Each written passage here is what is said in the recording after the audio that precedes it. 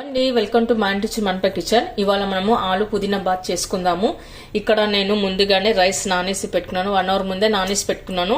అలాగే 2 ఆలుగడ్డలు, పుదీనా, దీనికి కాంబినేషన్ పెరుగు రైతా కూడా చేసుకుందాము. మనం రైస్ కుక్కర్ పెట్టుకొని అందులో 2 టేబుల్ స్పూన్ ఆయిల్ వేసుకున్న తర్వాత కొద్దిగా నెయ్యి కూడా వేసుకుందాము. 1/2 టీ స్పూన్ జీలకర్ర, ఆ తర్వాత చెక్క, లవంగ, ఇలాచి, బిర్యానీ ఆకు, మరాఠీ పువ్వు కూడా వేసుకుందాము. ఇప్పుడు మనం కట్ చేసి పెట్టుకున్న ఆనియన్ కూడా వేసుకుందాము. ఇప్పుడు ఆనియన్ కొద్దిగా రెడ్ పడే వరకు మనం కలుపుకోవాలి, మెరూన్ కలర్ వచ్చే వరకు కలుపుకొని పెట్టుకోవాలి. కొద్దిగా పసుపు, ఆనియన్ కలర్ మారిన తర్వాత మనం కట్ చేసి పెట్టుకున్న బంగాళాదుంపను కూడా వేసుకోవాలి. ఇప్పుడు కొద్దిగా సాల్ట్ వేసుకుందాము. ఇప్పుడు పుదీనా వేసుకుందాము, కొత్తిమీర ఇది కూడా వేసుకుందాము, కరివేపాకు, ఇవన్నీ వేసాక కలుపుకొని పెట్టుకుందాము.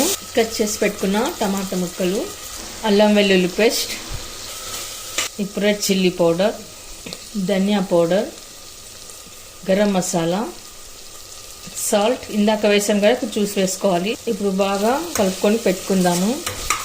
ఇప్పుడు కొద్దిగా కర్డ్ వేసుకుందాము, పెరుగు వేసుకోవాలి. పెరుగు వేసుకోవడం వల్ల రైస్ బాత్కి మంచి టేస్ట్ వస్తుందండి, చాలా సూపర్గా బాగుంటుంది. పెరుగు వేసిన తర్వాత ఆయిల్ అంతా ఇలా పైకి రావాలండి, ఇలా పైకి వచ్చినప్పుడు టేస్ట్ చాలా బాగుంటుంది.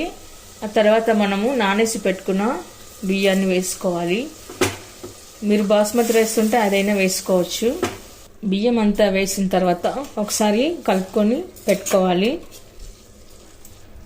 ఇలా రైస్ వేసి కలిపి పెట్టుకున్న తర్వాత వాటర్ వేసుకోవాలండి. ఇక్కడ నేను 3 గ్లాస్ వరకు రైస్ తీసుకున్నాను, 3 గ్లాసులకి 6 గ్లాసుల వాటర్ వేసుకోవాలి.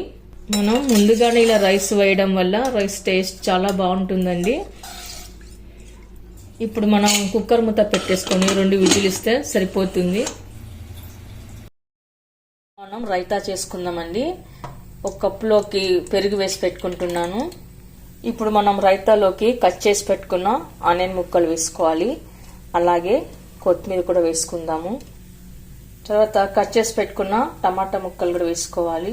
ఆ తర్వాత సన్నగా కట్ చేసి పెట్టుకున్న కీరా దోస కూడా వేసుకోవాలి, కుకుంబర్ ముక్కలు, కొద్దిగా సాల్ట్, ఇవన్నీ వేసాక బాగా కలుపుకొని పెట్టుకోవాలి.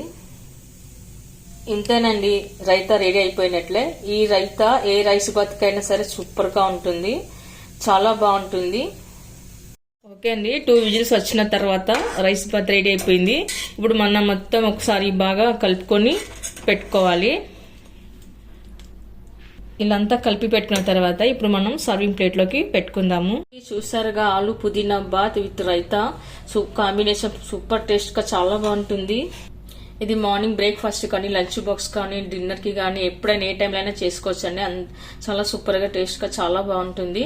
మీరు కూడా ఒకసారి ట్రై చేయండి. మీకు ఎలా కుదిరిందో కామెంట్స్లో పెట్టండి, లైక్ చేయండి, షేర్ చేయండి.